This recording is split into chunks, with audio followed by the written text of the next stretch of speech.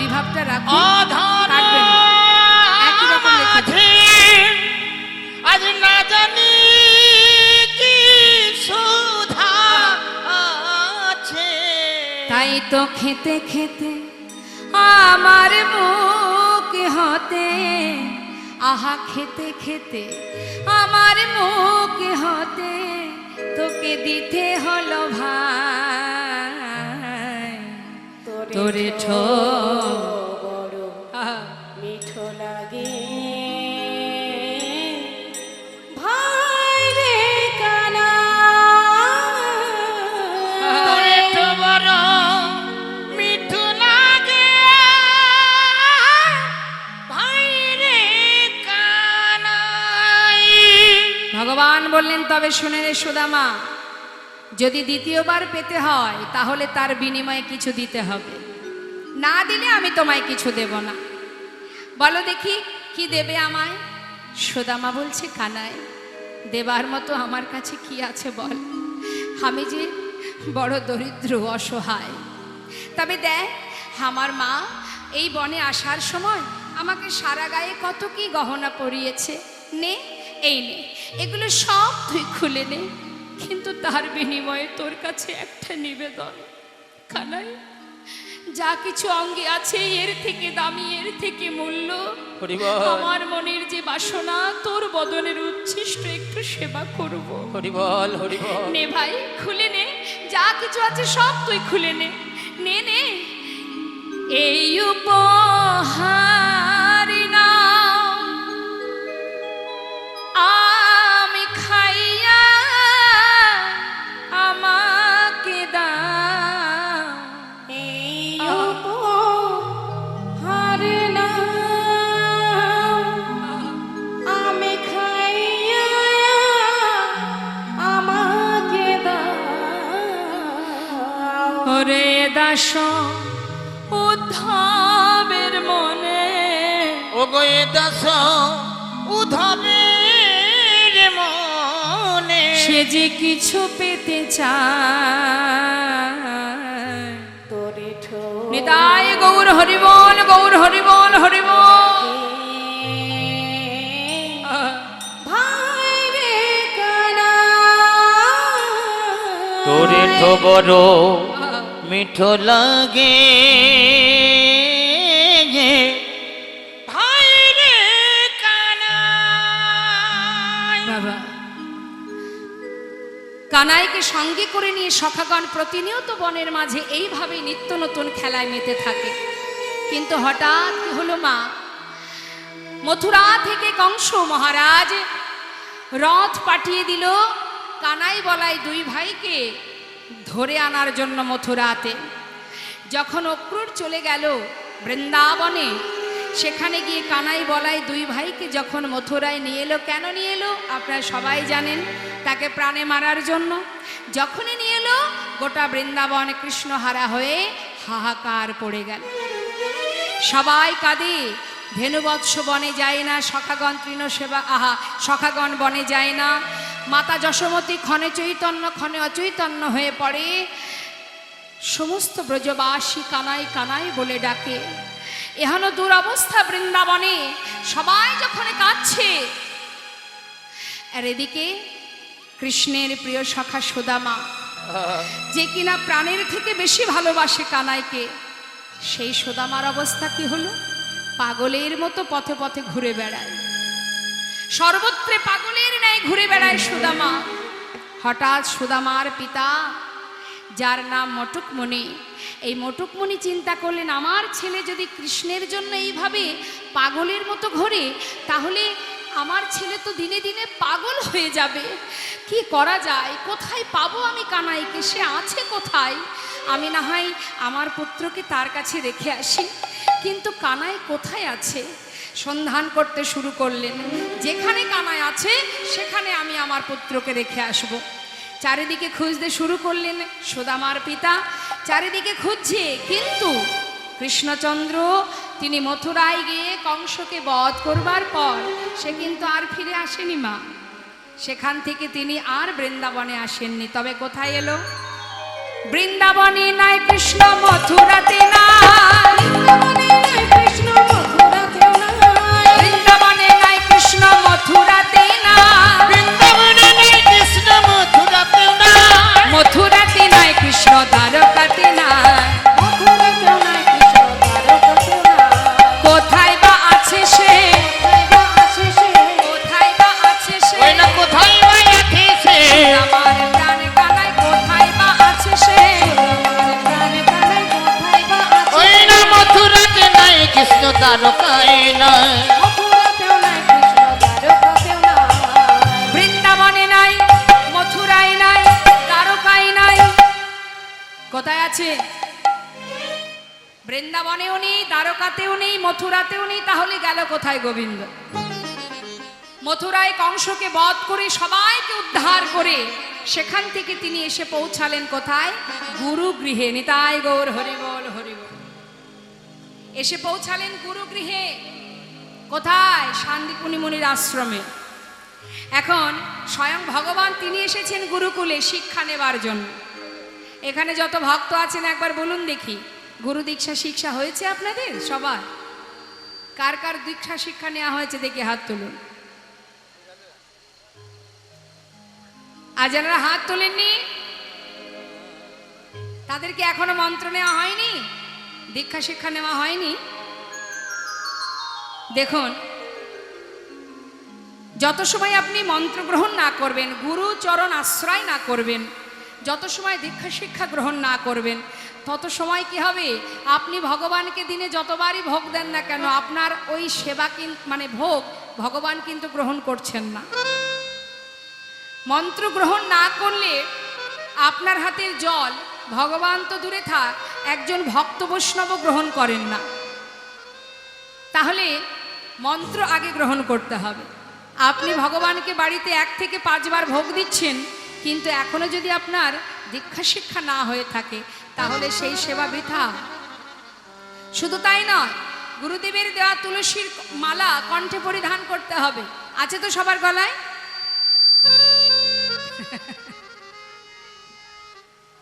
তুলসীর মালা আছে তো? নাকি যেদিন গুরুদেব মন্ত্র দিয়েছিলেন সেই দিনই গলায় ছিল, পরের দিন খুলে রেখেছেন? অনেকে আবার বলে তুলসীর মালা পরবো, তাহলে ভালো দেখায় না, মানায় না। হ্যাঁ, অন্যান্য দামি দামি কত কত গহনা আছে, নেকলেস পরবো, তুলসীর মালা পরলে মানায়? আবার অনেকে বলে বাবা তুলসীর মালা পরার বয়স লাগেনি, তাই গৌর হরি বল। দেখবেন অনেকে বলে আয় খুলে রাখ খুলে রাখ, এখনো তোর বয়স হয়নি তুলসীর মালা পরা। হরি বল হরি বল। তুলসীর মালা পরার বয়সটা কখন একটু জেনে নেবেন তার কাছ থেকে। সে কি 60 বছর পার হয়ে গেলে তারপরে? না, সেই পর্যন্ত যদি আমি না বেঁচে থাকি তাহলে তো আর মালা পরা হলো না।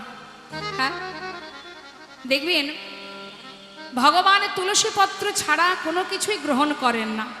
তা আপনি ভগবানের ভক্ত, আপনি যে ভগবানের চরণে নিজের জায়গা চাইবেন, হে প্রভু তোমার চরণে আমার ঠাঁই দাও, তাহলে আপনার অঙ্গে যদি তুলসী না থাকে ভগবান আপনাকে গ্রহণ করবে? তাহলে আগে নিজে যখন ভোগের থালা মন্দিরে নিয়ে যাচ্ছেন, নিবেদন করবেন, তাহলে আগে তো আপনি সেখানে গিয়ে প্রণাম করেন। তো সবার আগে গিয়ে প্রণাম করেন নতমস্তকে। তা প্রণাম করলে ভগবানের কৃপা পাওয়ার জন্য আপনি যে প্রণাম করছেন, আপনার অঙ্গে তুলসী না থাকলে ভগবান তো আপনাকেই গ্রহণ করবে না। তাহলে আপনার দেওয়া ভোগ তিনি কি করে গ্রহণ করবেন? তাই কিছু কিছু কাজ আছে আমাদের, গুরু মন্ত্র জপ করতে হবে, হাজার কাজের মধ্যে দিয়ে এগুলো করতে হবে মা, সময় বের করে নিতে হবে। কারণ তোমার কাজ তোমাকে করতে হবে, কেউ করে দেবে না। বিশেষ করে যদি ভক্তি রাজ্যে প্রবেশ করতে চাও, যদি ভক্তি সঞ্চয় করতে চাও, ভগবানকে ভালোবাসতে চাও, তাহলে তোমার কাজটা তোমাকে খুঁজে নিতে হবে। যে হাজার কাজের মধ্যে দিয়ে আমি আধ ঘন্টা সময় বের করব আমি আমার গোবিন্দ সেবার জন্য বা আমার ভজনের জন্য, সেটা তোমাকে বাহির করে নিতে হবে, কেউ করে দেবে না। বিশেষ করে মায়ার সংসার মোটেও দেবে না। আচ্ছা ঠিক আছে, তো আমাদের মাথায় রাখতে হবে এসেছি যেমন চলে তো যেতে হবে। হ্যাঁ, আসার সময় এসেছিলাম ভালো, যাবার পথটা আমাদের কারোরই মনে নেই। তো যাবার পথ আমাদের যদি যেতে হবে যখন, সেই পথটা তো আমাদের জানতে হবে। সেই পথটা জানতে গেলে আগে আমাদের গুরু কৃপা লাভ করে গুরুমন্ত্র জপ করতে হবে, গৌরচরণে আত্মনিবেদন করে দুফোঁটা বাড়ি বরিশন করতে হবে। আর কিছু করতে হবে না মা, একবার দুফোঁটা বাড়ি বরিশন করে ভগবানের চরণে যদি বলতে পারেন, হে প্রভু, দুটি নয়ন জলে ধুইয়ে দেব তোমার দুটি রাঙা চরণ, তুমি করিও গ্রহণ। সাউন্ডটা বাড়াও। শ্রী সচিনন্দ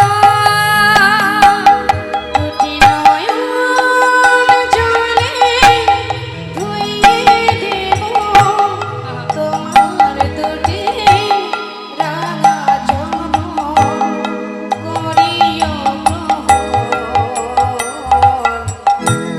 শ্রী সচিনন্দন দুটি নয়ন জলে ধুইয়ে দেব তোমার দুটি রাঙা চরণ, করিও গ্রহণ। শ্রী সচিনন্দন দুটি নয়ন জলে ধুইয়ে দেব তোমার দুটি রাঙা চরণ, করিও গ্রহণ। শ্রী সচিনন্দন আমি না জানি ভজ,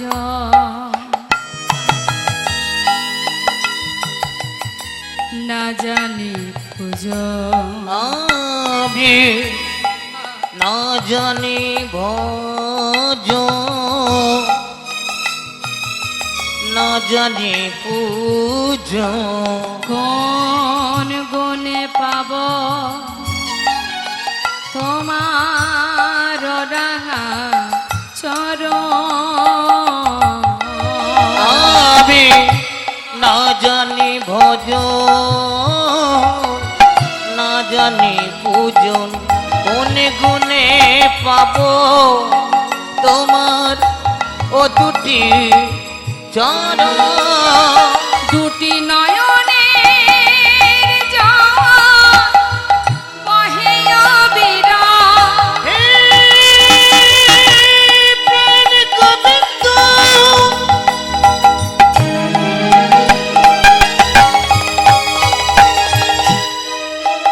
তুমি আমায় কৃপা করো,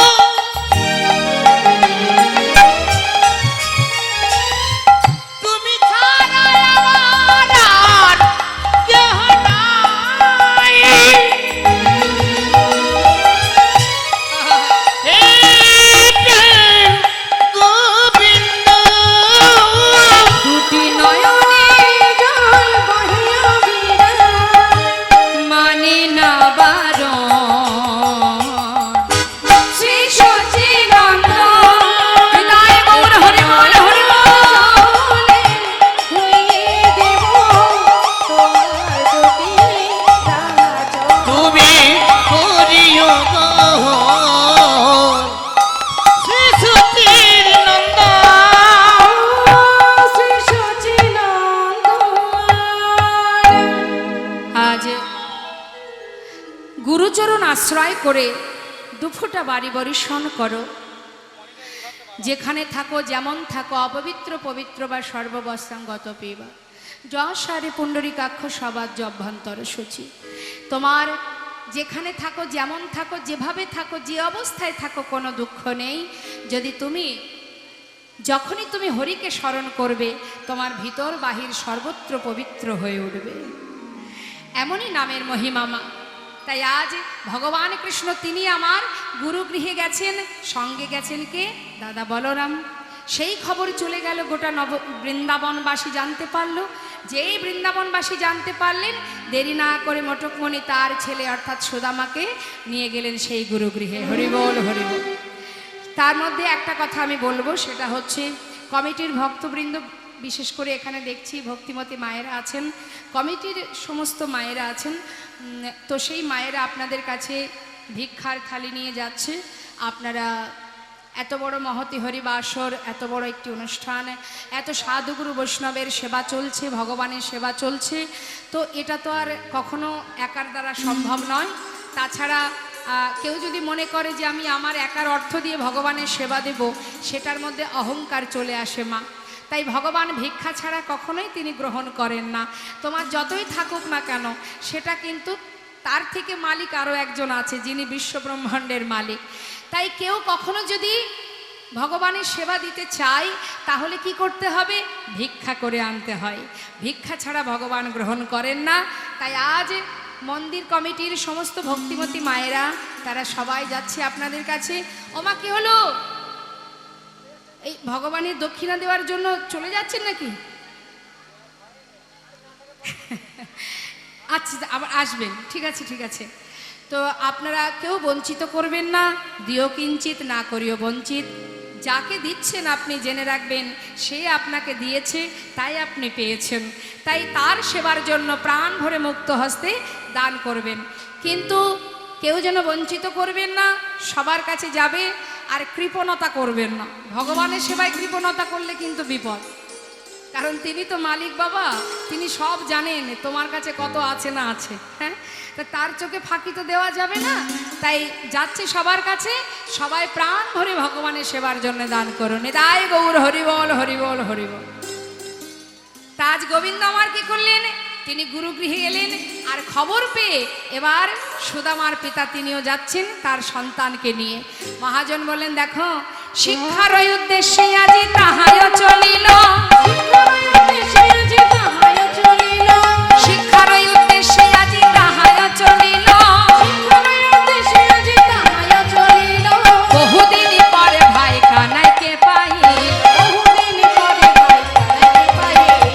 আনন্দ ধরে না, আনন্দ ধরে না,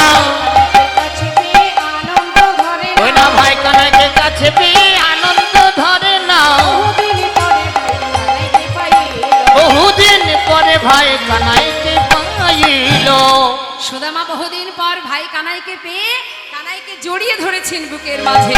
জড়িয়ে ধরে বলছে, কানাই, কতদিন তোকে দেখিনি ভাই, বল আমাকে আর কখনো তোর সঙ্গ ছাড়া করবি না। আমি পারবো না তোকে ছেড়ে থাকতে, কথা দে। কানাই বলছে, শান্ত হ, শান্ত হ। ওই দেখ গুরুদেব আসছে, বস বস বস, সবাই বস।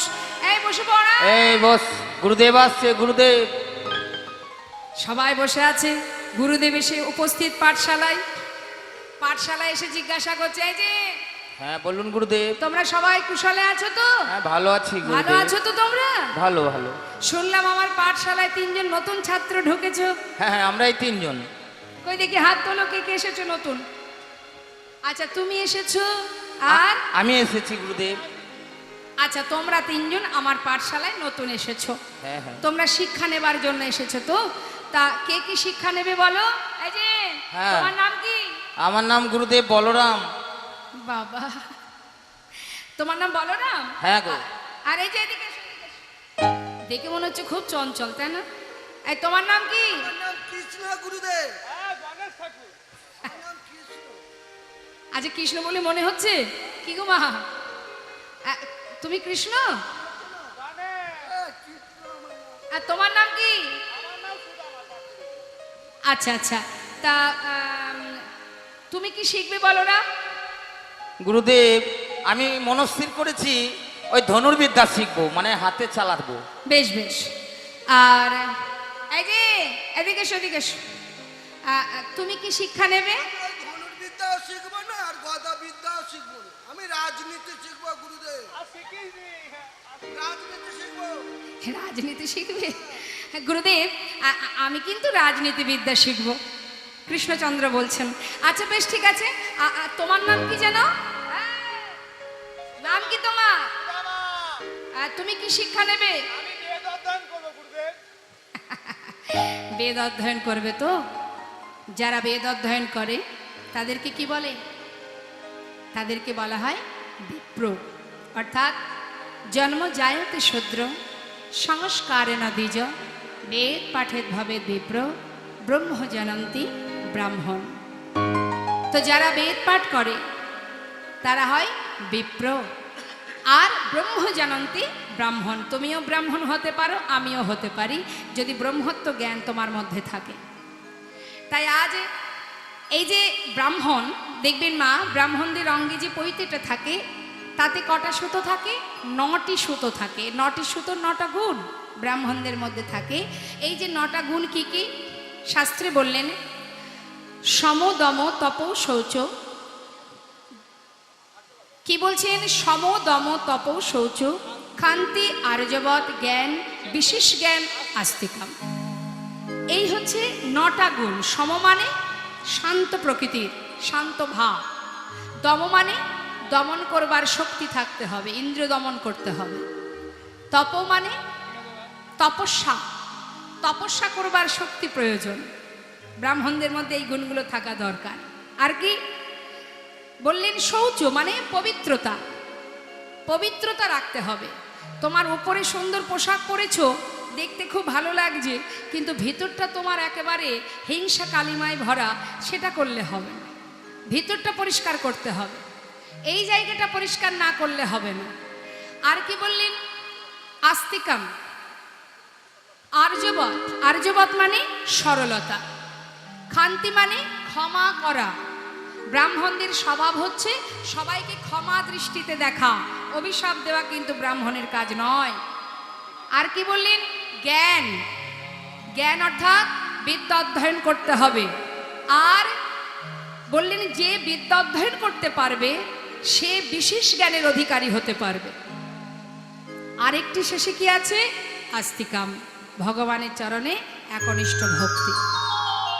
তাহলে এই 9টা গুণ ব্রাহ্মণদের মধ্যে রাখতে হবে। আর কি বললেন? এই যে বেদ অধ্যয়নের 4টে ভাগ আমরা সবাই জানি, হ্যাঁ? তো এই যে 4টে বেদ অধ্যয়নের 4টে ভাগ, ঋক সাম যজু অথর্ব, এর আবার 2টো খণ্ড আছে, জ্ঞানকাণ্ড কর্মকাণ্ড। জ্ঞানকাণ্ড কোনটি? পরমেশ্বর ভগবানকে পাওয়ার জন্য যে আরাধনা করা হয় সেটাকে বলা হয় জ্ঞানকাণ্ড।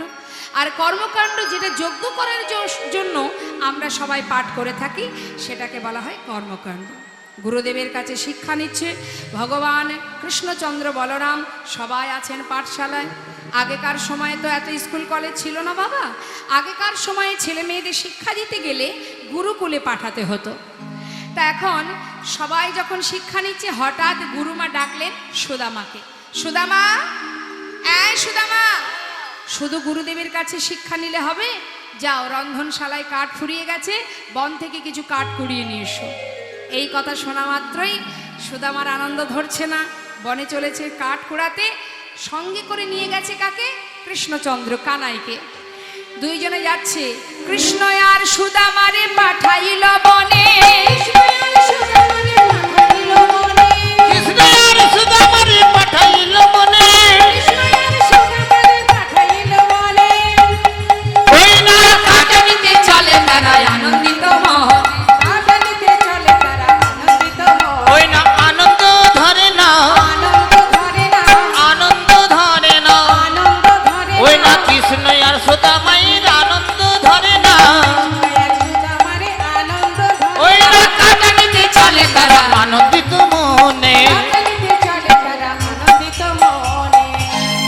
বনের ভিতরে গিয়ে যখন দুই ভাই কাঠ কুড়াচ্ছে, হঠাৎ হেন কালে হইল তাহা ঝড়ে ভয়ঙ্কর,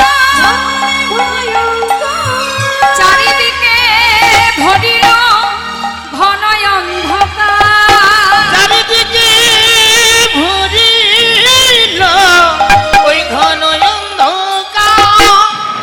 প্রচন্ড ঝড় বৃষ্টি।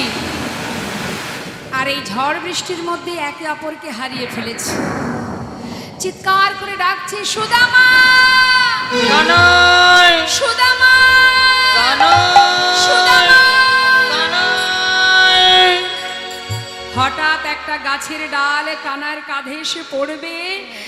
তার প্রিয় সখা সুদামা ছুটে গিয়ে কানাইকে নিজের বুকে জড়িয়ে ধরে সেই গাছের ডালটি এসে পড়ল তারই কাঁধে। হরিবল হরিবল।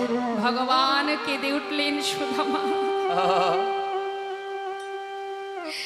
তোর কেমন ভালোবাসা বন্ধু, হরিবল। এত বড় গাছের ডালের আঘাত তুই নিজে সইলি, এতটুকু আঘাত তুই আমার অঙ্গে লাগতে দিলি না। কতটা ভালোবাসিস তুই আমায়।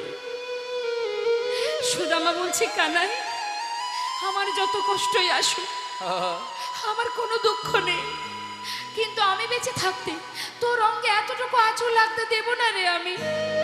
তুই চিন্তা করিস না, আয় আমরা দুজনে একটা গাছের ডালে উঠে বসে থাকি। প্রচন্ড ঝড় বৃষ্টি, চারিদিকে অন্ধকার, কিছুই দেখা যাচ্ছে না।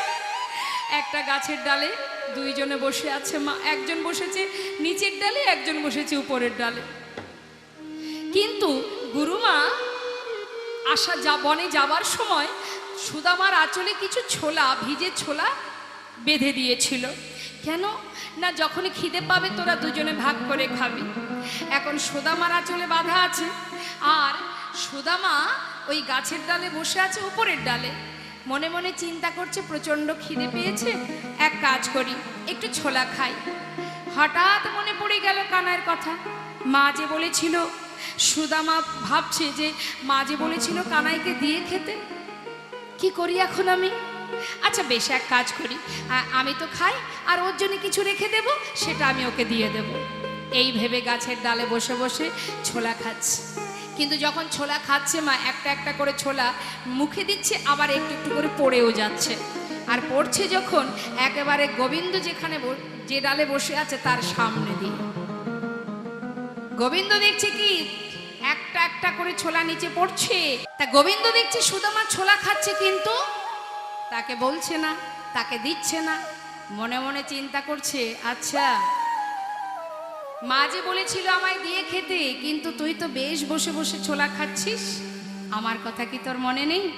কিছুক্ষণ পর গোবিন্দ ডাকছে, সুদামা, এই সুদামা, বলি গুরুমা যে তোর কাছে ছোলা পাঠিয়েছিল, সেই ছোলা আছে, আমাকে একটু দে না, প্রচন্ড খিদে পেয়েছে।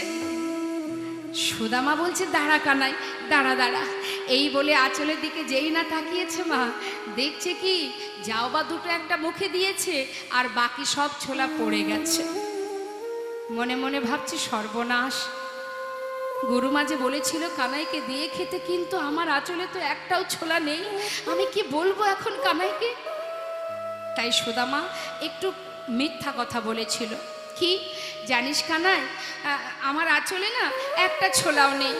আসলে হয়েছে কি জানিস, ওই বনের ভিতরে কাঠ কুড়াতে গিয়ে কখন যে আমার আঁচল থেকে ছোলাগুলো সব পড়ে গেছে আমি জানি না। দেখ একটা ছোলাও নেই রে ভাই। হরিবল হরিবল। ভগবান মনে মনে চিন্তা করলেন, যাক তুই আবারও মিথ্যা বললি আমায়। বেশ, এই দিন তো দিন নয়, দিন তো আবার আসবে। সবার চোখের ফাঁকি দেওয়া যায়, তার চোখের ফাঁকি কেউ দিতে পারে? আমরা মনে করি মানুষের চোখের আড়ালে যা খুশি তাই করব, কি মা, তাই না? করছেও তাই, যে যা মনে করছে তাই করছে।